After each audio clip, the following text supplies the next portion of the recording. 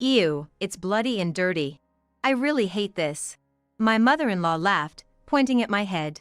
I had collapsed from heatstroke, brought on by being ordered to clean the garden under the scorching sun by my mother-in-law. Where I fell was rather unfortunate, and I hit my head hard on a garden stone. There was so much blood coming from my head that it was all over my palm. Thinking about who caused me to collapse just adds to my headache. I've been feeling nauseous the whole time, and even dizzy. In this state, it's not just driving that's out of the question, even walking is impossible. So, I called an ambulance, but my mother-in-law started giggling when she saw my call history. You called an ambulance for this? Young people are such a hassle.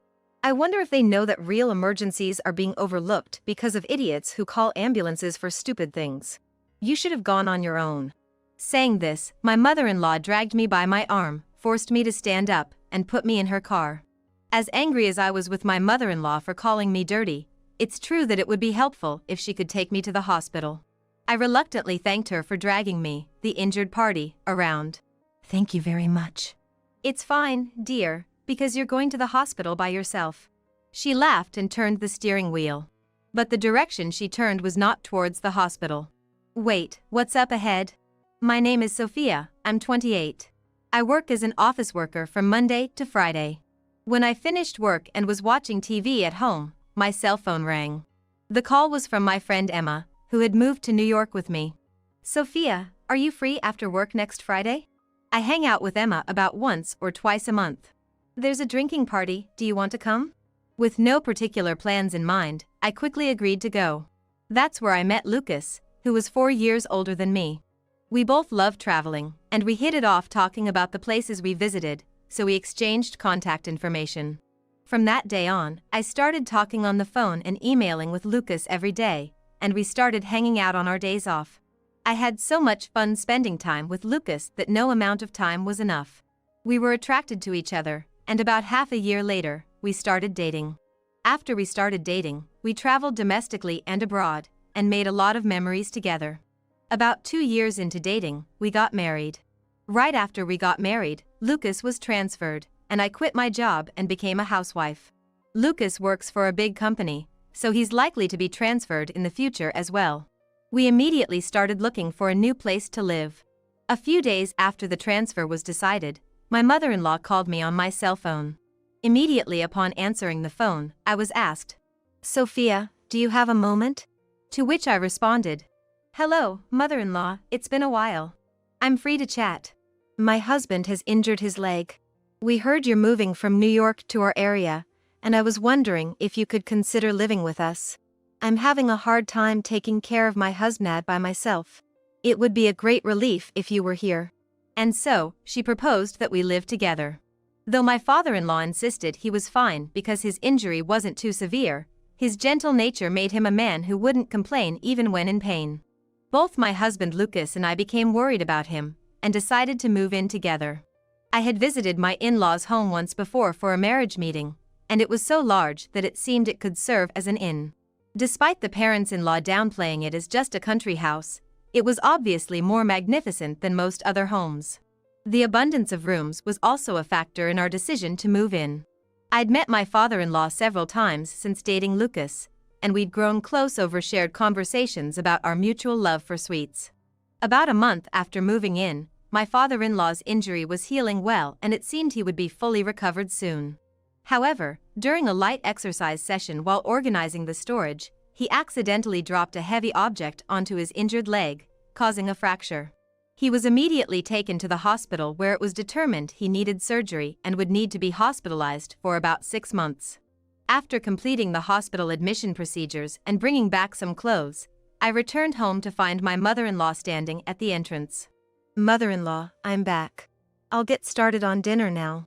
I greeted her with my usual smile, but she stared at me coldly and retorted, "What took you so long?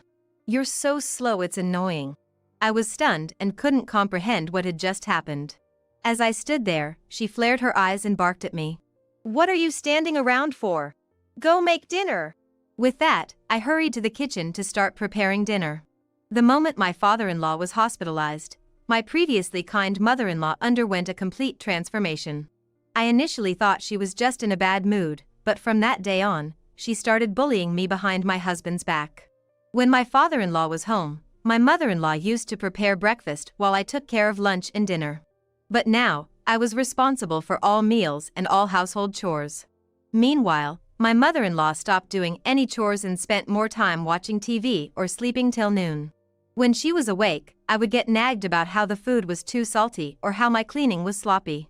Since the house was large, cleaning alone took a considerable amount of time. The hardest part was managing the yard and garden. Being in the country, both the yard and garden were quite large and dealing with the weeds was a real struggle. They used to hire professionals for the maintenance, but now I was in charge. If any weed was left untouched, my mother-in-law would scold me.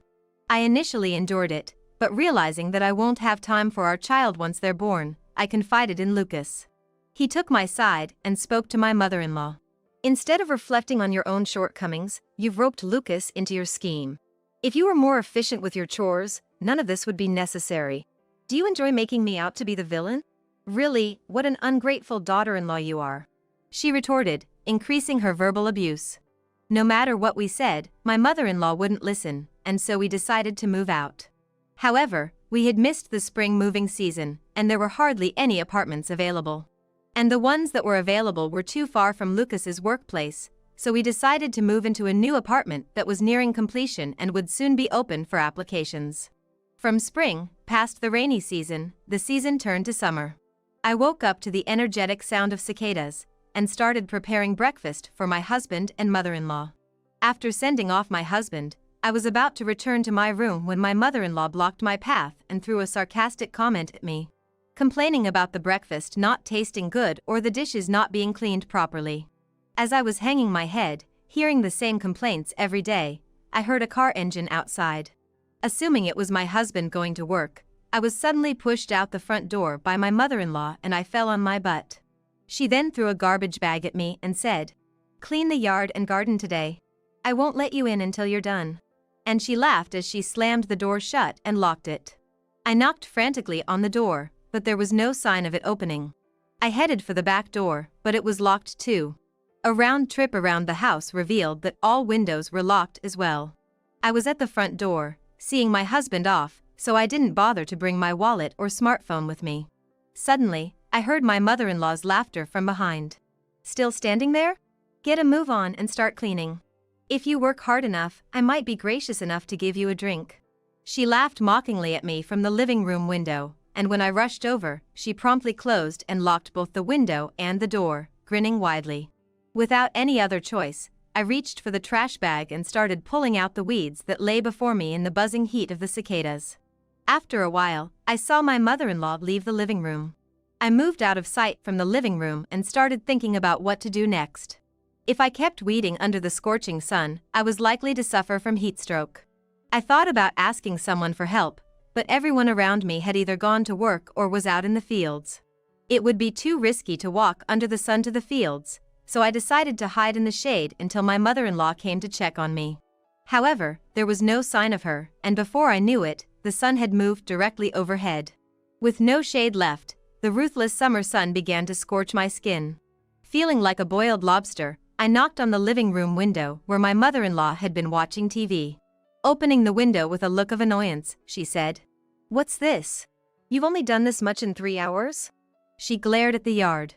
Smirking, my mother-in-law pointed to a large weed near a garden stone and said, "Just pull that one out, and then I'll give you some water." With my throat parched, I squatted down near the stone, trying to ignore the nausea. That was the plan, but it seems my body had reached its limit. Instead of squatting, I fell towards the garden stone. When I put my hand to my throbbing head, I saw blood. I must have hit it on the stone. At that moment, I heard my mother-in-law scream. She rushed over, saw my blood, and recoiled. "We need to go to the hospital. Grab your insurance card and come to the car," she yelled, and hurried back towards the front door. I went into the house from the living room and grabbed my wallet and phone. I called an ambulance on my phone, and knowing they would be there soon gave me some peace. As my consciousness started to blur, I could hardly make it to the car park and collapsed onto the cool floor. The chilly sensation of the tiles made me take a deep breath, but suddenly my arm was yanked. "I'm not letting you die here. We need to get to the hospital now." My mother-in-law said this, yanking my arm and forcing me to walk to the car park. Feeling nauseous and wanting to wait for the ambulance, I tried to communicate this to her, but she wasn't listening. Forcing me into the back seat, she started driving recklessly. If I was going to the hospital myself, I thought I should call again to have them stop the ambulance, and as I clutched my smartphone, I realized that the scenery outside the window was odd. Instead of driving through the city where the hospital is, she was driving toward a remote area densely filled with vegetable and corn fields. Just a few minutes later, she stopped the car and dragged me out. There was nothing but cornfields around, and because it was lunchtime, everyone was away eating and nobody was around. Seeing the evil grin on my mother-in-law's face, I gripped my phone tighter, but she forcibly snatched it away. Young people these days, calling an ambulance just because they've got a little blood. Can't you think of what the neighbors would say if an ambulance came to our house? In this day and age, there are too many fools calling ambulances for trivial reasons, causing trouble for people who really need help. You, such a foolish daughter-in-law, need some discipline. Stop moping around and walk to the hospital yourself, haha. She put the snatched phone into her own pocket and began to drag me, dizzy and weak, toward the cornfields. The view from the edge showed nothing but lush rice plants, no one in sight. Stop it! I pleaded desperately with her, but she just chuckled and said nothing. My mother-in-law violently shoved me. Suddenly there was no ground beneath me, and I was bombarded by pain from all directions. Looking down at me moaning, she laughed with satisfaction, then got back in the car without looking back. Wait, please, wait! I screamed as I clutched my throbbing head. But all I heard was the diminishing sound of the engine. My mother-in-law had dumped me in a cornfield and drove off. I closed my eyes to escape the glare of the sun. Without my phone, I couldn't call for help. An ambulance wouldn't come to such a remote place. Even if I wanted to signal for help from a passerby or a car, no one would see me from the road, lowered a step from the rice field. I might die here. That was my last thought before my consciousness faded to black. My eyelids fluttered. After blinking several times, I saw a white ceiling filling my vision. Looking around, I realized from the clean bed and surroundings that I was in a hospital. Lucas? I spoke to Lucas, who was lying face down, holding my hand while sitting in the chair next to the bed. Lucas jerked his head up. Sophia, I'm glad you woke up, he said, tears welling up as he hugged me. He had stayed by my side until I woke up. Lucas explained to my confused self why I was here. I hadn't died, but had fainted from heatstroke. Fortunately, the owner of the cornfield returned early after having lunch and discovered me collapsed there. He quickly called an ambulance for me. I was in a critical condition, so I was transported to a large nearby hospital and narrowly escaped death. When I heard the name of the hospital, I realized it was where my father-in-law was admitted. He seemed to have come to check on me several times out of concern, so I thought vaguely that I should go and thank him later. Then, I remembered about my mother-in-law. Lucas, about her.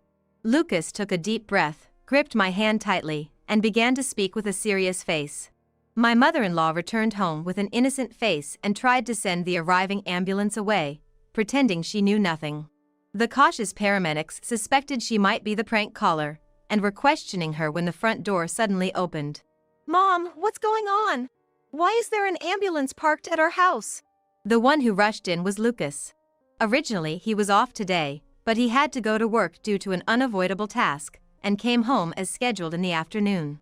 The paramedic explained that they had received a call about a case of heatstroke with bleeding from the head and came to this house, but since the crucial person who reported wasn't there, they were talking to my mother-in-law. Lucas, taken aback by the serious manner of the explanation, immediately called me from there. Just then, my mother-in-law held Lucas's arm, breaking into a cold sweat, and laughed. I remembered, shopping. Sophia said she was going to do the lunch shopping. That's why she'll be back soon, right? Not only Lucas was suspicious of her behavior.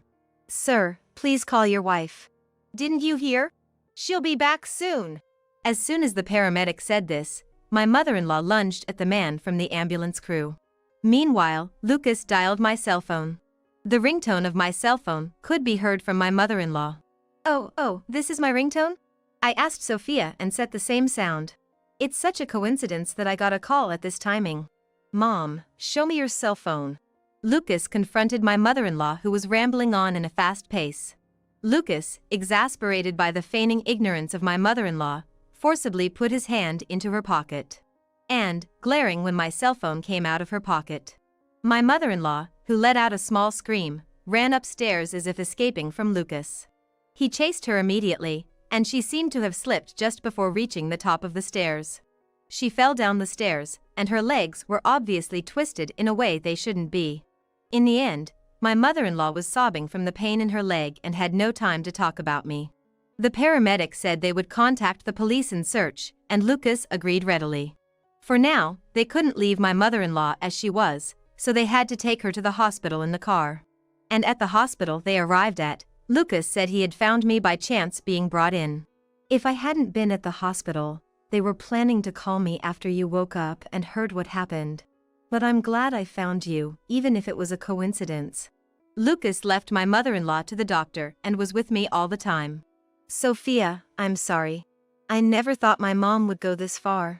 She's not a violent person, even if she's sarcastic. I'm really sorry for putting you in danger.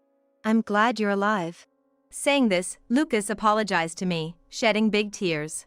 Fortunately, my head wound was not serious, and the bleeding seemed to have stopped by the time I was brought to the hospital.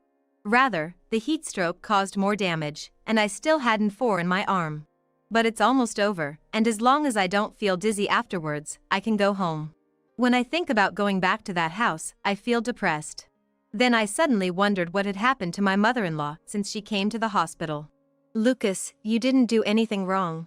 But I can't live together anymore. So, what happened to her? I asked while stroking Lucas's crying back.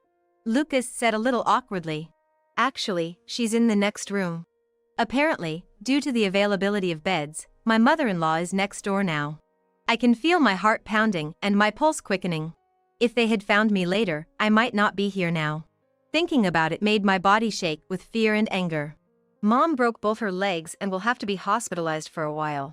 I guess it's karma, Lucas said with a stern look. I couldn't just back down quietly and said, Lucas, I'm going to see my mother-in-law now. And got out of the bed.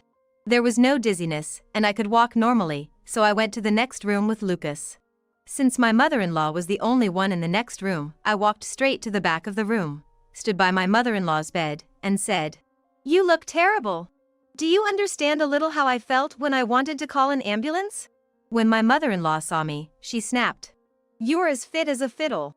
I bet it was just a pretense of illness. And didn't even try to meet my gaze. Unable to contain my anger, I firmly stated. After that, someone immediately called for an ambulance, which is why I'm still standing here. If it weren't for that, I might not be here right now. Meeting you now made me realize that you have no trace of remorse for what you did. I will sue you. Be prepared for that. My mother-in-law was yelling things like, You're just a lousy daughter-in-law. Or, I won't forgive you for suing me. But I ignored her and left the hospital room. The next day, I was discharged. Just when I received a call from the new apartment management company I had applied to, I went for a viewing and decided to move in on the same day. Moving in was quick, and since we could move in right away, my husband Lucas immediately hired a lawyer to prepare for suing my mother-in-law. When we went to my mother-in-law's hospital room with the lawyer, she had a blank expression at first, but gradually turned red and started yelling. I really can't understand what you're thinking. Is it wrong for a young person like you to clean the garden? It's your own fault for pushing yourself and ending up with heat stroke. To be honest, it'll be tough to sue you for what happened until Sophia collapsed, as there's no evidence. But there's a record that Sophia called an ambulance on her phone. We saw that you had Sophia's phone after that time, and both me and the paramedics saw it. Besides, there are traces of Sophia's blood in your car. So, we plan to use these points to make a case against you. My mother-in-law was shocked by Lucas's cold words, and she kept crying and insulting me. You can say whatever you want, but be prepared that insulting or defamation charges can lead to heavy compensation. When my voice reached her, my mother-in-law slumped her shoulders and continued crying. We left the rest to the lawyer and moved to the new apartment. We enjoyed a peaceful life together. And about 3 months later, my mother-in-law called. No one had brought her a phone while she was in the hospital, so she hadn't been able to make any calls. As a result, I had completely forgotten to block her calls. Seeing Lucas nod next to me, I nervously answered the call. Why is nobody at home? This is your home, right? Come back with my son. Both my husband and I have become unable to walk, so we need someone to take care of us. It's only natural for a daughter-in-law to take care of her in-laws, even someone as dumb as you should understand that, right? Just as Lucas's face turned red and he was about to shout, we heard my mother-in-law's laughter from the other end of the line. Oh, and one more thing. Return the money I lent you right away. Honestly, you borrow money from your parents and call it compensation. Stupid women like you have no idea what you're thinking. I'll have to give you proper education for your rotten way of thinking. Even after taking a few seconds to process my mother-in-law's words, I couldn't understand what she was saying. Listening to my mother-in-law's continued words, it seems she thinks the compensation she paid me was the money she lent me. I was at a loss for what to do, and Lucas clenched his phone tightly. The one with a rotten mind and way of thinking is you, Mom. We won't have anything to do with you from now on. Don't ever come back or try to meet us again. Look up the meaning of compensation in the dictionary. Stay away from us for good. Following Lucas's loud shouting, I shouted just as loudly. Then, we hung up the phone and quickly blocked her calls. Lucas even deleted my mother-in-law's contact information. Even though we had treated it as a settlement after receiving the compensation, I decided to consult the police about my mother-in-law's situation again. It turned out she was already being sued by the owner of the cornfield, due to my fall in the cornfield leading to a loss of harvest. Moreover, when I fell, I collided with the water pump in the field, causing it to malfunction, making it impossible to add or drain water. As a result, the condition of the corn deteriorated rapidly, and the owner was furious. Since my mother-in-law had paid me the compensation, she had very little savings left, and her situation became dire. And I finally understood why my mother-in-law wanted money back, but it was no longer my concern. I brought a gift basket and apologized to the owner of the cornfield for my fall, but he kindly laughed and said that it was the person who pushed me who was at fault. In the end, my mother-in-law took on debt to pay the settlement to the owner of the cornfield and is now working desperately to repay it. Actually, my mother-in-law had been asked for a divorce by my father-in-law and was driven out of their house. In her eyes, I was still the thief who stole her beloved son. And she couldn't stand it when she realized I had a good relationship with my father-in-law. That's why she planned to dominate me while my father-in-law was in the hospital to establish her position. However, it backfired, and she ended up almost killing me. My father-in-law left behind some inheritance after dividing the property and sold the house before moving away. My mother-in-law lost her home and has been living in a pitiful state every day. She is still searching for my father-in-law, but she won't find him, because he now lives with us. My father-in-law is with us until he gets a new house after selling the previous one. Of course, we haven't informed my mother-in-law about it. My father-in-law was safely discharged from the hospital, and now his condition has improved to the point where he can go for daily walks as part of his physical therapy. While his everyday movements have become a bit slower, he doesn't require full-time care, so we opted to watch over him from nearby. I still maintain a good relationship with my father-in-law, and on days off, we even go on trips and have meals together.